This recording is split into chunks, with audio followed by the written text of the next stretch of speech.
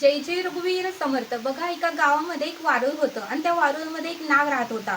आणि बघा, गावकरी त्याच रस्त्याने आपल्या कामाला जात येत होते. त्यावेळेस तो नाग बाहेर येऊन प्रत्येकाला चावत होता. त्यावेळेस मात्र बरेच जण म्हणत होते की आपण ह्या नागाला काहीही करत नाही तरी का हा चावतोय आपल्याला.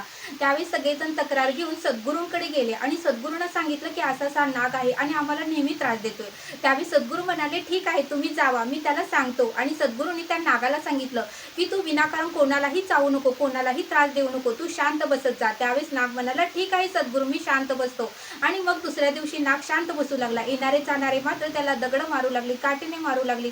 मग मात्र तो रक्तबंबाळ झाला. त्याच रस्त्याने सद्गुरू जात असताना सद्गुरूंनी विचारलं, अशी अवस्था तुझी कोणी केली? त्यावेळेस तो नाग म्हणाला, सद्गुरू तुम्हीच म्हटला ना की तू शांत बसायचं, कोणी किती जरी त्रास दिला तर.